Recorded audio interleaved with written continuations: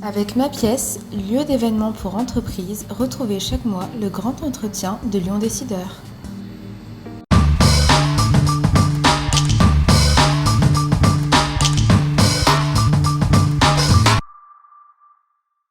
Bonjour, c'est l'histoire d'une jeune brésilienne qui a abandonné ses études de médecine pour se lancer dans la cuisine comme commis. Elle est ensuite venue étudier à l'Institut Paul Bocuse, a travaillé au pavillon Le Doyen, puis chez Nicolas Lebec, avant d'être demi-finaliste de la saison 3 de Top Chef et de devenir la première femme à la tête d'un des restaurants de Paul Bocuse, Marguerite, où elle rencontre son mari Ludovic May. Elle crée ensuite avec lui, quelques années plus tard, en 2016, son propre restaurant, Les Apothicaires. Tamata May, bonjour. Bonjour. Merci de nous accorder cet entretien. Nous retrouverons dans un instant donc Ludovic May parce que votre couple dans la vie est tout autant professionnel et entrepreneurial que sentimental et amoureux. On va revenir sur votre parcours en forme de conte de fées, sur les grandes étapes de votre carrière, de Rio à Lyon, en passant par votre tour du monde et votre escale notamment au Danemark, chez René Redzepi au restaurant Noma, votre rencontre avec Paul Bocuse aussi bien sûr. Et puis on évoquera cette première étoile au Michelin pour les apothicaires, c'était il y a tout juste un an, confirmé cette année bien sûr. L'ouverture de Food Traboul à la Tour Rose, il y a un an également. L'occasion de nous dire comment vous avez vécu cette année 2020 avec 5 mois de fermeture, comment vous vous projetez aussi en 2021.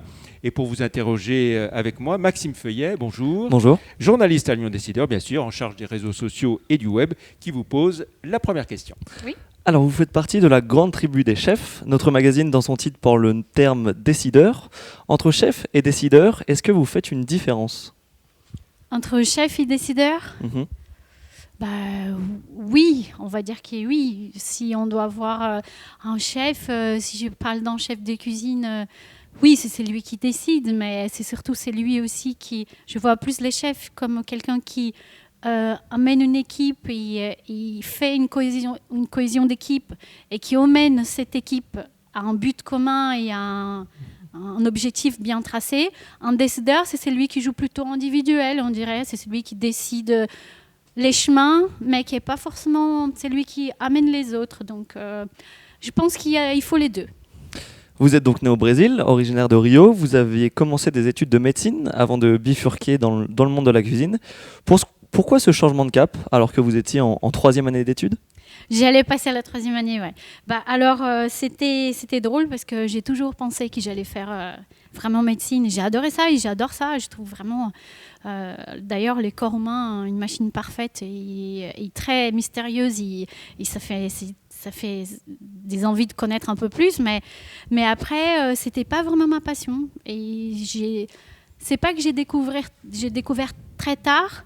C'est juste parce que, imaginez, il y a en France 60 ans, quand il y a quelqu'un qui doit finir chirurgien médecin ou cuisinier, les choix, il n'est pas facile parce qu'on parle d'un choix entre la raison et la passion.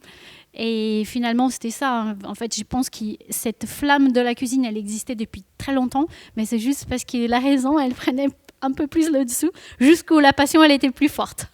Alors justement, pour parler de cette passion, donc vous commencez comme commis dans un restaurant Sofitel à Rio. Vous allez apprendre aussi le français à l'Alliance française. Quel souvenir vous gardez de ces premiers pas dans le monde de la restauration ? Alors, c'était un souvenir assez drôle, mais qui me prouve bien que je ne me suis pas trompée. C'était quelque chose de très sincère, en tout cas. C'est que c'est vrai que j'ai vu que la restauration, la gastronomie au Brésil à cette époque était vraiment pas du tout quelque chose de valorisé. J'avais du mal à trouver une formation ou quelque chose un peu plus pointu là-bas. Et jusqu'au moment où j'ai dit, écoute, je vais commencer par frapper à la porte d'un restaurant Les Meilleurs de Rio, qui était un restaurant français, et demander au chef, est-ce que je peux déjà venir voir un service, etc. Et c'est ce que j'ai fait, parce que je n'avais pas les droits à erreur. Je ne pouvais pas... partir de la médecine et finalement si la cuisine n'était pas vraiment ma passion, j'avais rien quoi. Et du coup je l'ai fait et une semaine est devenue un mois, 2 mois, jusqu'au moment où je dis j'ai envie d'essayer et c'est ce que j'ai fait. Alors vous avez, on peut dire assez vite perçu que pour réussir dans la restauration, la France était aussi un passage obligé. C'est pour cela que vous vendez tous vos biens et vous venez étudier à Lyon, à l'Institut Paul Bocuse avec le parrainage de Christian Le Square. Exactement, en fait. J'ai connu Christian, il était venu au Brésil, justement à Rio. On faisait énormément de festivals à l'hôtel Sofitel, on invitait des chefs. Maintenant, on appelle ça des pop-up, mais à l'époque, on appelait ça des festivals gastronomiques, avec des chefs invités. Et Christian, il est venu avec sa famille. C'est vrai qu'il c'était tout de suite un coup de foudre dans le sens où j'ai l'admiration totale. Christian, c'est quelqu'un de très pédagogique, très pédagogue, pardon. Il est un excellent chef et qui on sent très bien entendu. Et j'ai dit, j'ai envie d'aller à l'école Bocuse parce que pour moi, c'est l'école la plus complète. Il a dit, écoute, alors si tu viens en France, il faut toujours un parrain. Et moi, je deviens ton parrain. Donc, si tu as besoin de quoi que ce soit, tu viens. Et c'est pour ça que, par exemple, mon premier stage de l'école, je le fais chez lui, bien sûr. On va faire un petit bond dans le temps. Maintenant, en 2010 et 2011, vous participez à 2 concours où vous finissez en demi-finale. Le concours de meilleur ouvrier de France et la saison 3 de Top Chef. Oui. Est-ce que ces concours, vous n'êtes pas allé jusqu'au bout, vous ont laissé un petit goût d'inachevé, une espèce de petite déception ? Ah si, toujours. La personne qui ne veut pas, qui n'a pas la première place et qui dit non, en fait, je suis pas dessus, le plus important, c'est concourir. Ça, c'est non, c'est faux. Si on fait un concours avec tout ce qu'il demande de temps, là, je parle plus, je compare pas les meilleurs ouvriers de France, c'est un vrai concours. C'est même pas vraiment un concours. Moi, je considère plus ça presque une étape dans la vie d'un cuisinier il y a des cuisiniers qui ont envie de faire cette étape-là ou pas. Mais en tout cas, c'est quelque chose qui n'est pas d'aujourd'hui, qui doit avoir un bagage personnel et une expérience et tout ça. Top Chef, c'est de la télé. Donc, ça reste en concours, mais c'est pas du tout les mêmes sérieuses, on peut dire ça comme ça. Et effectivement, oui, les deux, quand on va pour gagner. Et si on ne gagne pas, on est forcément dessus. Top Chef, diffusé en 2012, ça vous offre un coup de booster assez formidable. Vous découvrez notoriété et popularité tout d'un coup. Comment est-ce que vous avez réagi face à tout ça ?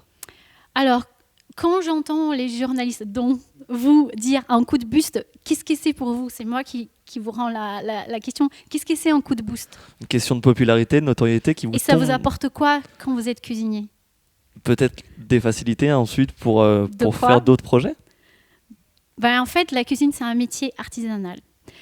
Pour apprendre, pour exceller dans cette cuisine, dans ces métiers, il faut travailler. La télé, elle ne coupe pas des étapes. La télé, la popularité, elle ne vient pas vous passer d'un commis, si vous êtes commis au niveau expérience commis, à chef d'entreprise ou chef de cuisine.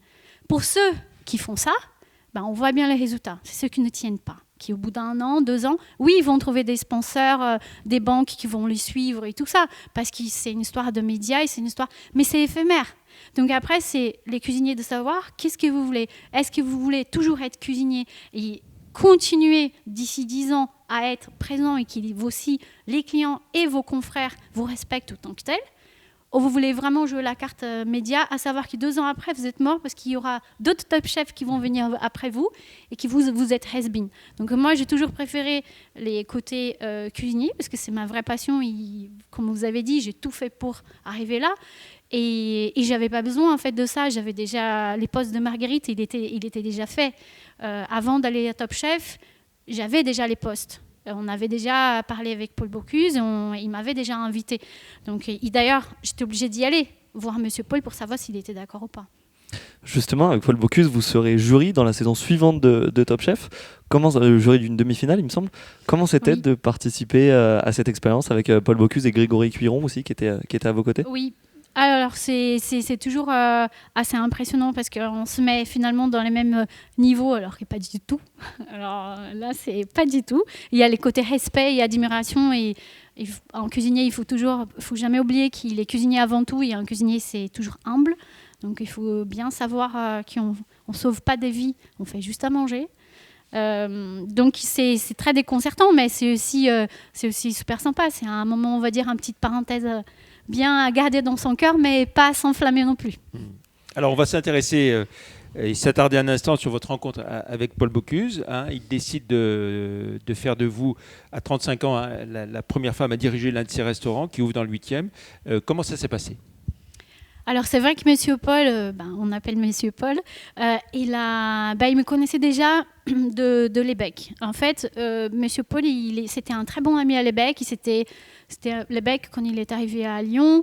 C'est quelqu'un qui était un peu hors circuit, c'est-à-dire il faisait pas partie des toques blanches lyonnaises, il faisait pas partie de tout ça. Il était breton. Voilà, il était breton, venait de Paris, donc il y avait ce côté un peu, c'est qui celui-là?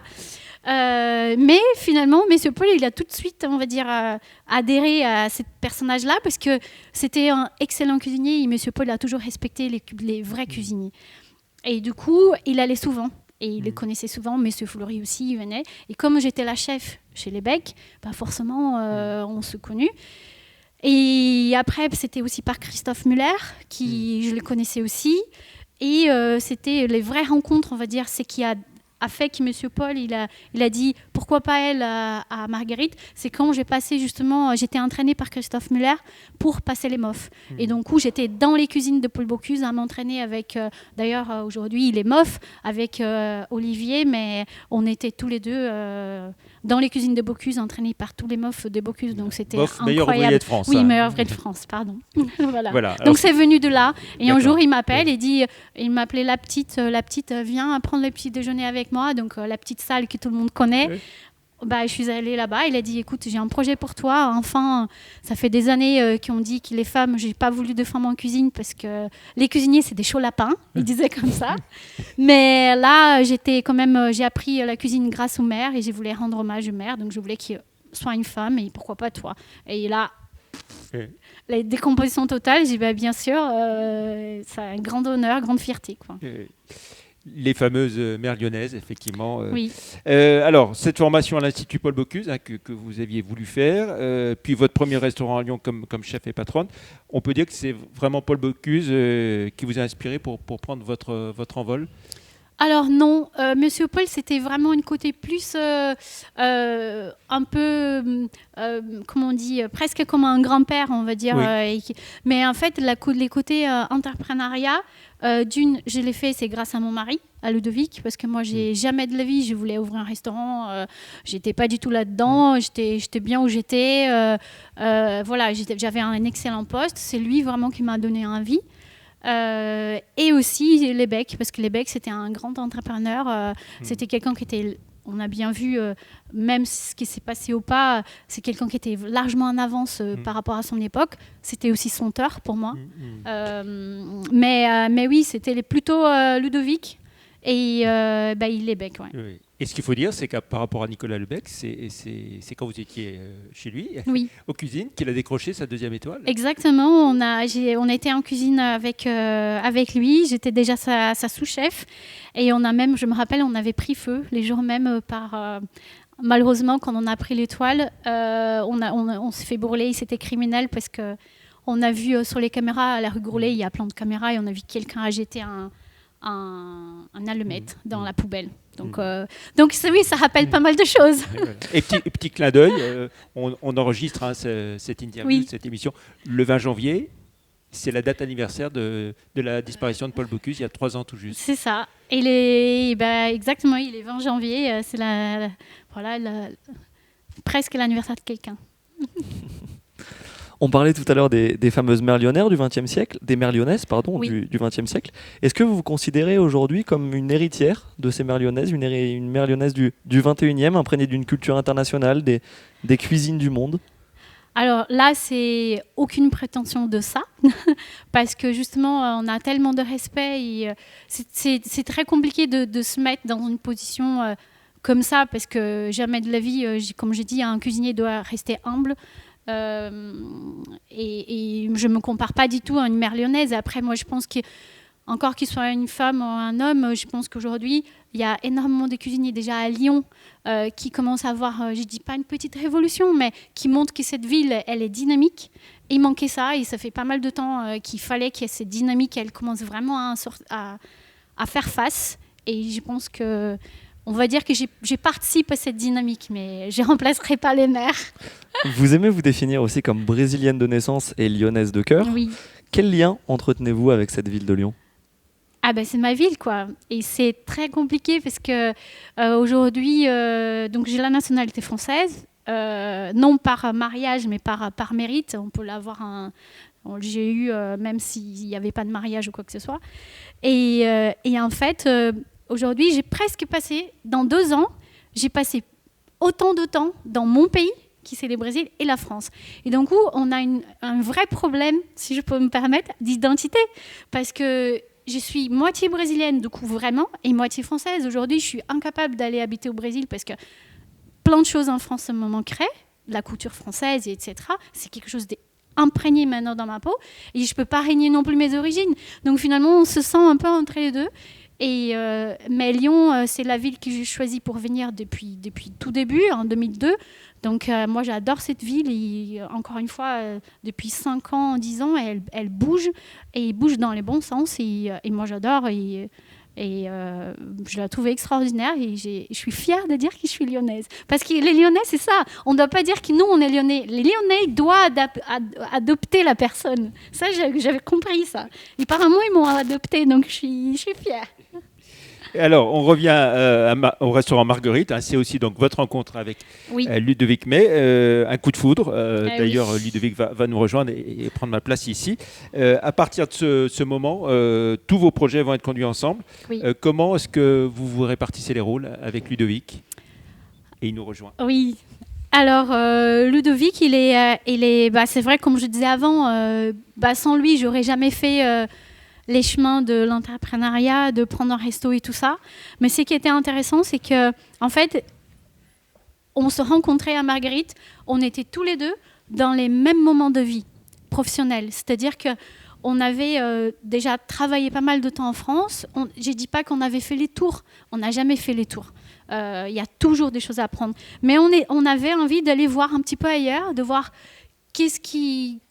il y avait d'autres choses qui nous intéressaient et peut-être prendre un recul parce que quand on est trop dedans, on n'arrive pas à aller plus loin parce qu'on est trop dedans. On doit faire une marche à l'arrière, de prendre du recul et voir qu'est-ce qu'on a envie de faire pour après.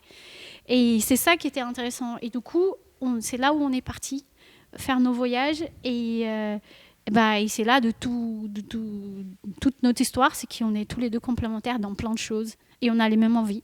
Est-ce que c'est plus compliqué, parfois, comme vous faites tout en duo, de décider à 4 mains ? C'est pas si simple que ça. Ça a été, on a dû prendre pas mal de temps pour apprendre à travailler ensemble, parce que travailler, surtout quand on est chef, l'inspiration de la cuisine, en général, c'est très, il y a une vraie identité du chef. Mais nous, déjà, au début, avec Tabata, on avait cet échange, parce avant d'être ensemble, on s'est connus en cuisine, on s'est connus à faire des plats, et il y avait vraiment quelque chose qui passait. Donc petit à petit, l'histoire a fait qu'on a fini ensemble. Et aujourd'hui, notre créativité, notre cuisine, en fait, on utilise les points forts de chacun, mais tout ça, il a fallu avoir passé pas mal de temps à apprendre à utiliser ces points forts. Entre votre rencontre aux Marguerites et la création des apothicaires, il y a ce fameux tour du monde que vous évoquiez à l'instant. Un tour du monde qui passe par le Danemark, le Brésil, pour découvrir un petit peu les cuisines autour du monde. Et c'est dans cette période que vous avez l'idée de la création des apothicaires et aussi celle du food travel. Alors, les apothicaires, c'est venu un tout petit peu avant ce tour du monde. Parce qu'une fois qu'on est parti de chez Marguerite, on a voulu... partir pour ouvrir notre restaurant et on s'est dit avant d'ouvrir quelque chose, c'est important je pense d'aller voir ce qui se passe partout dans le monde, de voyager, faut être ouvert à ce qui se passe et l'idée c'était de partir déjà au Brésil parce que Tabata est brésilienne et le Brésil moi je connaissais pas donc j'ai pu découvrir le Brésil, elle a pu me le présenter chez elle et on l'a découvert à travers les cuisines donc on était à São Paulo pour commencer chez Alex Atala. Donc là, on apprend, ça n'a rien à voir de ce qu'il y a en France, rien que les produits, c'est extraordinaire. On est parti travailler avec les Indiens en Amazonie, alors là pareil, on connaissait peut-être les tomates et puis les pastèques, tout le reste, on ne savait pas ce que c'était. Donc culturellement, c'était très intéressant. Et après, on a changé d'hémisphère, on est allé au Danemark, où là, c'est une cuisine qui nous attire beaucoup. Hein. On aime beaucoup justement cette cuisine nordique, cette cuisine qui est très brute, très végétale. Et on était chez René Redzepi au Noma. Et c'est là qu'on a pu décupler nos techniques en apprenant à leur côté. Et donc en 2016, ça fait 5 ans maintenant déjà, vous ouvrez les Apothicaires, rue de 16 dans le 6e. C'est un restaurant qui vous ressemble, c'est vraiment le projet que vous aviez imaginé à l'époque ?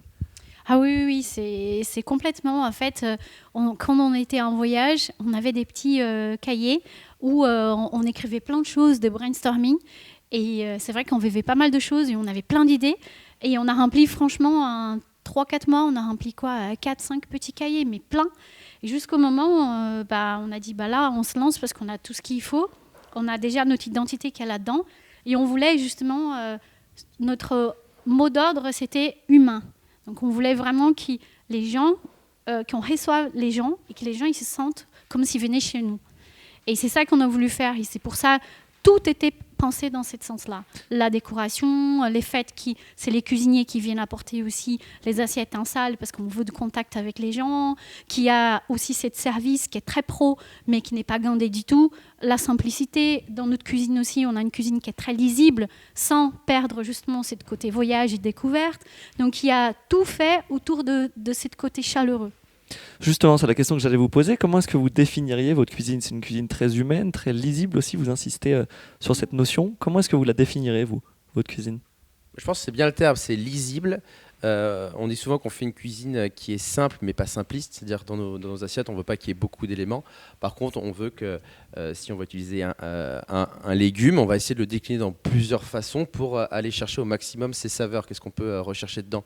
Donc on ne veut pas avoir une cuisine où quand la personne commence à manger, elle commence à se faire un nœud au cerveau en se disant qu'est-ce que c'est. Non, il faut que ça soit cool, il faut que ça soit qui mange, qui profite, et c'est ce qu'on veut faire. Donc on se dit pas trop qu'on est dans une case, si on est gastronomique, bistronomique. Enfin, on essaye juste d'avoir une cuisine qui nous ressemble et que les gens arrivent à la comprendre et s'amusent avec. Et qui passent un bon moment, parce que finalement, quand tu as une cuisine qui est trop intellectuelle, on se perd, quoi. Les clients, ils disent mais il faut avoir fait bac plus 5 pour comprendre ce que je mange, alors ça devient pénible, c'est plus un bon moment.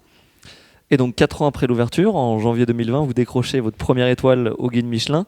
J'imagine que c'est une consécration, un aboutissement, une vraie fierté aussi pour les équipes qui sont là depuis, pour la plupart quasiment depuis le début de l'aventure.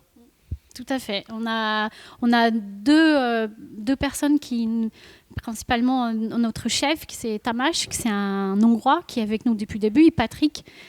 Pareil, ils sont avec nous, et tous les autres, ils ont au moins 3 ans de maison. Donc, on a de la chance d'avoir une équipe extraordinaire et qui est avec nous depuis le début.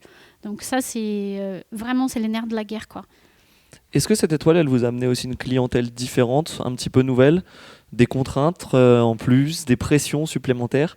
Quel bilan, hors Covid, on en reparlera un petit peu plus tard, mais quel bilan vous en tirez justement de ces 1 an d'étoile Michelin?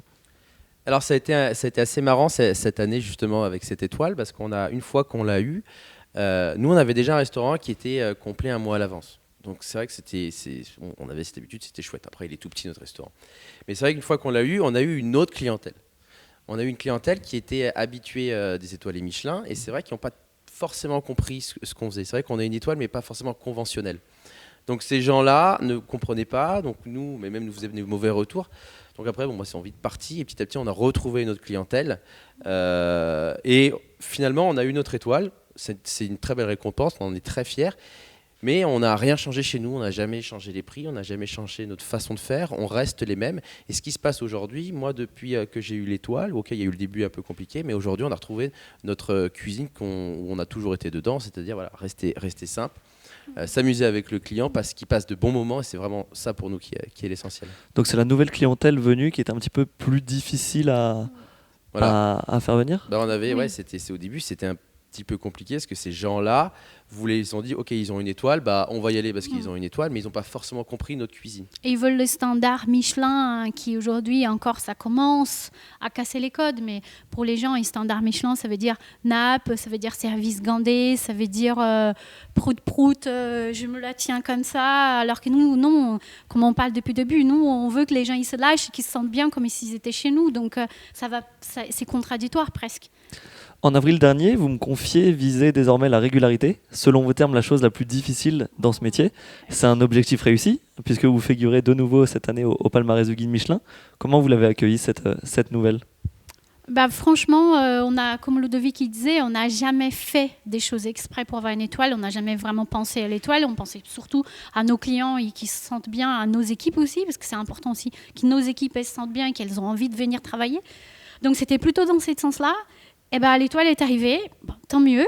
Et après, derrière, tu as quand même les petits froids au ventre À chaque fois qu'elle doit être renouvelée. Hein. On l'a senti il y a 2 jours. On ne pensait pas, mais on pensait quand même un petit peu.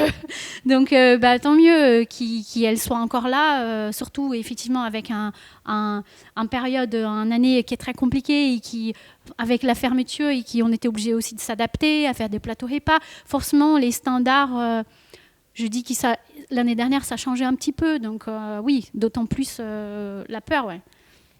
Et puis donc en mars 2018, l'autre beau projet de votre réussite, c'est l'ouverture du Food Traboul à la Tour Rose avec 12 cuisiniers. Qu'est-ce qui vous a convaincu de vous engager dans un tel projet et comment l'idée vous est-elle venue ? Alors le Food Traboul, c'est un projet qui est venu petit à petit. Effectivement, quand on faisait notre tour du monde, les food courts, il y en a un peu partout. Au Brésil, il y en a beaucoup. Et quand on était dedans, au Brésil, on se disait c'est génial, c'est le lieu où il y a de la vie, mais sans se dire qu'on allait faire un food court.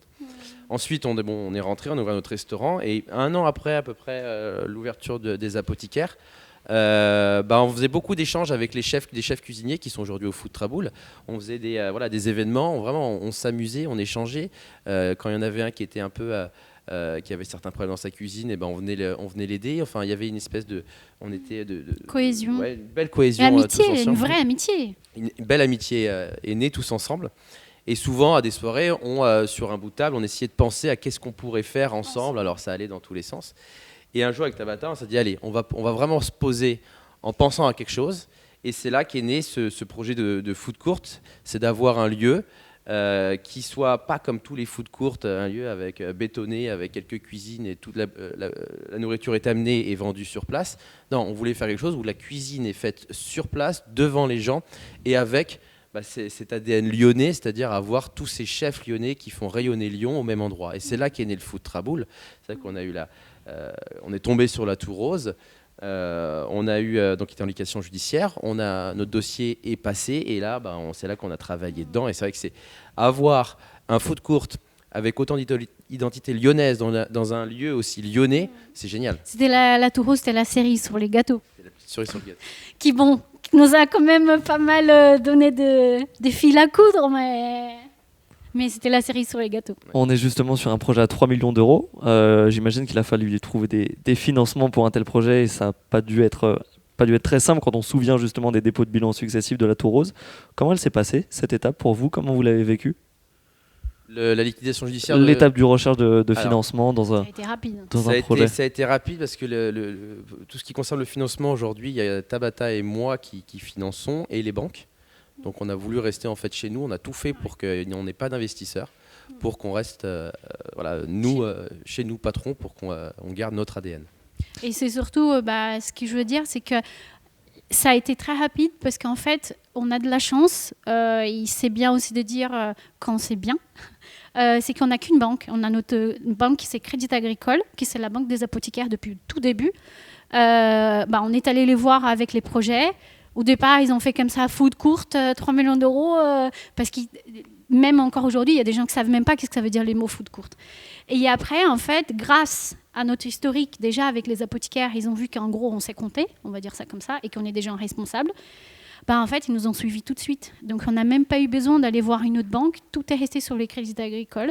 Et c'est vrai que depuis le départ, je ne veux pas faire de la pub, mais ils nous suivent, ils ont cru en nous, ils ont confiance, voilà.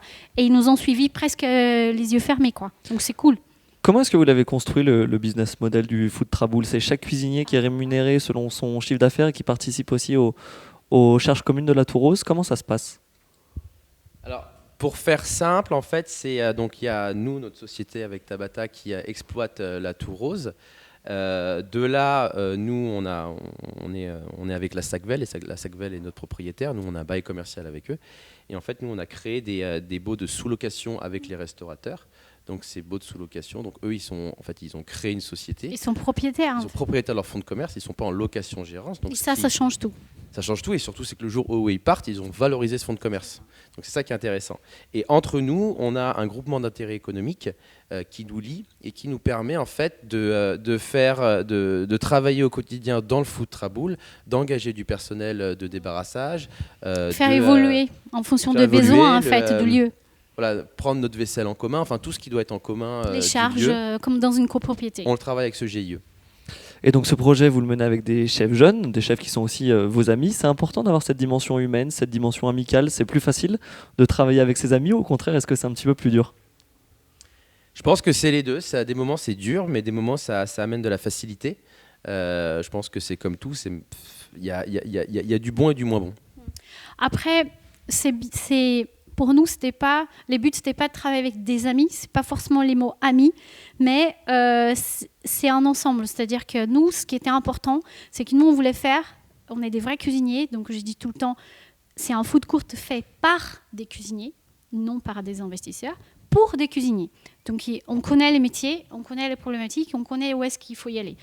Et en fait, ce qu'on voulait, surtout en cherchant les gens, parce qu'on n'a pas fait appel d'offres ni quoi que ce soit, c'est nous qui sommes allés voir chaque personne et proposer directement, même si on a eu plein de gens qui ont envoyé des candidatures.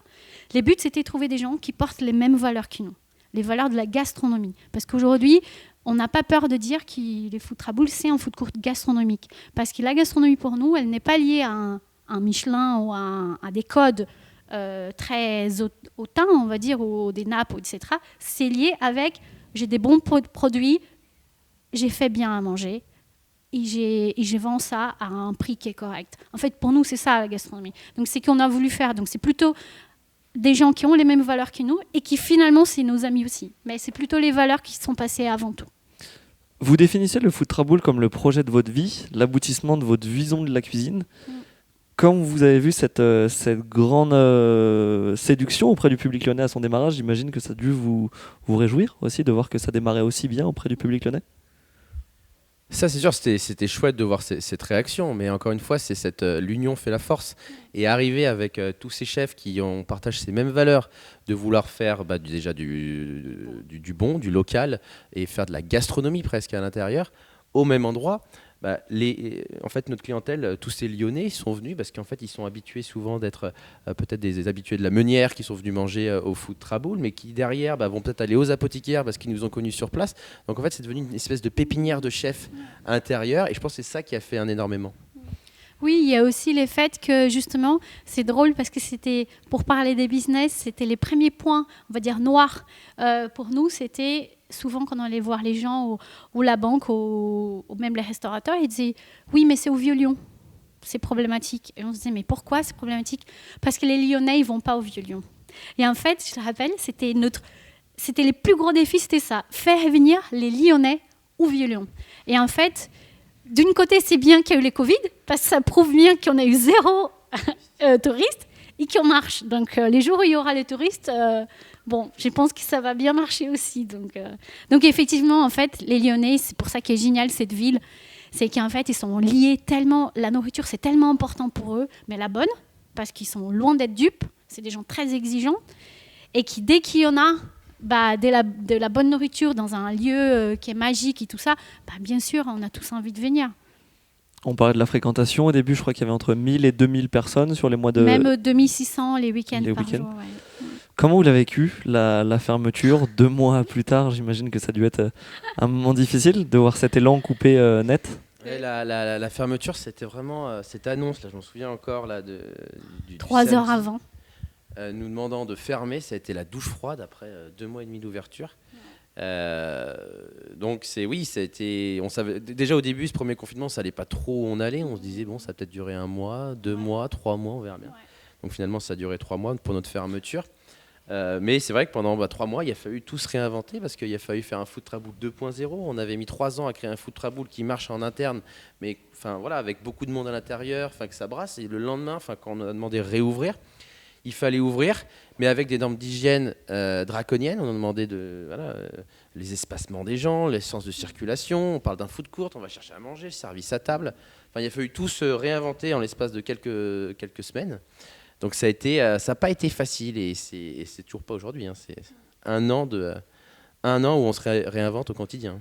Parce que justement, vous avez réouvert donc de juin à octobre et encore une nouvelle fermeture en octobre. Encore une double peine. Comment elle se vit, celle-ci aussi, de fermeture ? Bah là, cette fois, on était habitués parce qu'on savait comment fermer. Donc cette fois, on avait senti les choses venir, donc on avait déjà préparé. On s'est tout de suite mis à la vente. On a continué notre vente à emporter, et puis click and collect, qui aujourd'hui nous fait du bien. La livraison. Et bah voilà, maintenant, il faut savoir accepter. On est dans une crise sanitaire qui dure. Il faut savoir faire avec. Il faut savoir tenir financièrement comme moralement. Donc c'est les plus durs, c'est les moralement. Ouais. C'est un travail qui est, je trouve, qui est 2 fois plus dur que d'habitude. Tout ça pour, finalement, on gagne beaucoup moins d'argent. On est juste là à sauvegarder nos entreprises. Vous me parlez du fait qu'il faut tenir. On parle d'une réouverture ce matin, peut-être en avril, début avril, des restaurants. Est-ce que ce sera possible de tenir simplement avec les aides de l'État jusqu'en avril? Comment vous voyez l'avenir finalement? Non, c'est pas possible. En fait, les aides de l'État, alors, j'entends des confrères, j'entends plein des gens dire oui, c'est pas possible, machin, tout ça et tout. On a déjà de la chance d'avoir un pays qui donne des aides et c'est quand même pas négligeable ce qu'ils font. Par contre, est-ce que ça suffit? Je peux te dire oui, non. Si c'est un petit restaurant, par exemple, un truc tout con, les apothicaires rue de 16, oui, ça suffit. C'est-à-dire qu'aujourd'hui, on perd pas, on gagne pas seulement avec les aides du gouvernement. Pour les foutre à boules, bien sûr que non. Donc en fait, c'est vraiment les seules problématiques, c'est que, et ça j'imagine que c'est impossible pour eux de faire cas par cas, mais qu'en fait tout le monde est dans les mêmes paniers. Et bien sûr qu'il y a un restaurant, je parle de foutre à boules, mais je parle aussi par exemple d'un restaurant qui est assez grand, qui 10 000 €, c'est pas possible. On a beaucoup plus de charges fixes que ça. Donc, il faut tenir, oui, il faut tenir. Donc, c'est pour ça qu'on travaille sous la vente à emporter, on travaille sous les livraisons et tout ça. On est obligé. Et ce qu'il faut retenir, en fait, en ce moment, je sais que les temps, il est très long et c'est finalement émotionnellement et psychologiquement qui est très dur. C'est pas forcément financièrement.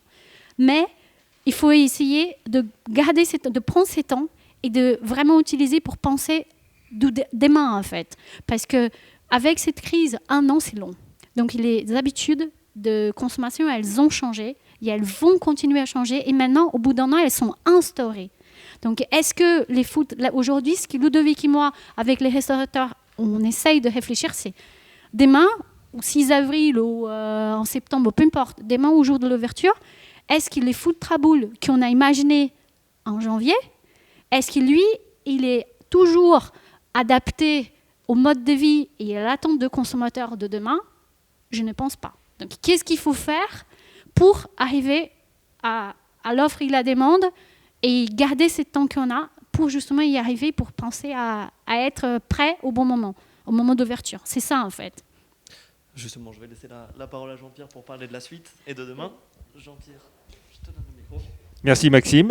Alors, justement, j'ai envie de vous demander la suite pour vous. Comment vous la voyez? Est-ce que l'objectif, c'est quoi? Une 2e étoile aux apothicaires? La suite pour Food Traboul? Est-ce qu'il y a d'autres projets aussi? Au niveau projet, on en reste là, on est déjà pas mal. Ça nous occupe déjà bien, ça ne sert à rien de trop se disperser. Non, la suite pour nous, elle est de garder le cap avec les apothicaires et notre étoile. On ne vise pas forcément une 2e étoile parce qu'on ne veut pas changer de ce qu'on a fait. Cette étoile, on l'a eue. On l'a eue par le travail qu'on faisait déjà. On n'a pas changé des choses pour l'étoile. Donc c'est tout à fait gratifiant de recevoir une étoile pour notre travail. La 2e, c'est pas notre objectif. On est très bien comme ça. Et ce qui concerne Food Traboul, c'est retrouver une ouverture, retrouver une exploitation saine, normale. Et comme disait Tabata, peut-être avec réfléchir à un Food Traboul 2.0 pour être toujours aller de l'avant. Et c'est aussi ça, être 12 chefs dans un lieu, c'est que c'est 12 chefs d'entreprise aussi. Et ces 12 chefs d'entreprise ont des idées, les mélanger ensemble dans cette crise, c'est important. Parce qu'on ne fait pas un cap seul en ce moment, on fait un cap à 12 et la solidarité est importante. Vous avez évoqué votre amour pour Lyon en disant c'est ma ville. Est-ce qu'éventuellement, ce que vous avez fait à Lyon, vous pourriez avoir l'envie, mais pas tout de suite, mais dans longtemps, de le développer ailleurs, dans d'autres villes du monde? C'est drôle parce qu'on a eu énormément, depuis qu'on a ouvert les Food Traboul, on a au moins, chérie, un mail tous les 10 jours, tous les 15 jours, des gens qui disent je veux faire un Food Traboul à Nîmes, je veux faire un Food Traboul à Paris, je veux faire un Food Traboul. On a même à côté de Moscou, on a des Russes qui sont venus en mode russe, quoi, genre pas de problème d'argent, vous avez carte blanche, on met juste l'argent, vous faites ce que vous voulez. On a un bâtiment magnifique, pareil comme les foutre à boules, un vieux bâtiment à 200 mètres de l'opéra, machin, tout ça. Ouh, on va peut-être se calmer. Donc non. En fait, les foutre à boules, ce qui est bien au foutre à boules, ce qui je pense que c'est sa force, c'est l'ADN qui est à l'intérieur. C'est-à-dire, comme Ludovic qui disait, c'est les chefs qui sont dedans, qui ont une vraie ADN, des vraies valeurs, une vraie ADN lyonnaise et des gastronomies. Les lieux aussi, parce que c'est un lieu qui est magnifique, patrimoine UNESCO, etc. Et moi, je ne vois pas comment est-ce possible de prendre ça et mettre ailleurs, parce que on n'aura pas cette mayonnaise-là, quoi. On n'aura pas. Et Ludovic et moi, on est des chefs et des entrepreneurs qui croient à la présence de leur chef. C'est-à-dire, je m'explique, on saura, Ludovic, on est deux. Ludovic et moi, on est deux. Donc, on n'aura que 2 établissements. On n'aura pas 3. Parce qu'on ne pourra pas se partager. Et c'est important d'être présent dans chaque établissement. Là, les apothicaires, depuis 5 ans maintenant, il y a pratiquement, je peux compter dans les doigts, peut-être, les 2 mains, les jours où on n'était pas présent lors de service. Et les foutre à boules, c'est pareil. Donc, c'est important. Ce n'est pas pour les côtés taper sur la tête des gens. C'est pas ça. C'est comme on disait juste avant. C'est les côtés leaders. Et surtout, en ce moment, on a besoin d'avoir des gens qui tracent la route et qui, allez, on y va, les gars. On avance, quoi. Donc, c'est important. On ne pourrait pas être partout. Les clones, ça ne marche pas dans le... Non, ça ne marche pas. Alors, imaginons que je passe une commande ce soir chez Foutre à Boules. Qu'est-ce que vous me recommandez, chacun? Un plat ou... Un plat, moi je vous dirais d'aller sur une pizza. Oui. Parce que moi je suis un amoureux de la pizza et donc là-bas j'ai une pizzeria. Laquelle? Ludos Pizza, et j'irai sur la pizza Back to Savoie qui est toujours placé sur Savoie. Hein. Originaire Je suis originaire de Savoie et ouais voilà, donc j'ai utilisé des bases qui sont sur la Savoie qui sont réconfortants surtout en ce moment. Très bien. Et Tabata, vous me recommandez quoi? Moi, je suis très sucrée, donc je suis capable de facilement changer un salé pour le sucré. Donc, n'importe quel dessert de la baraque à sucre, parce que c'est bien que les foutre à boules soient fermés, parce que comme ça, j'ai grossi moins. Merci beaucoup, Merci à vous. Tabata Merci et Ludovic. On était Merci ravis de vous accueillir. Je vous offre le dernier numéro de l'Union Décideurs. Merci Maxime. C'était un plaisir que de réaliser aussi. ce grand entretien avec vous. On se donne rendez-vous dans un mois pour un prochain grand entretien. Très bonne journée. Merci, au revoir.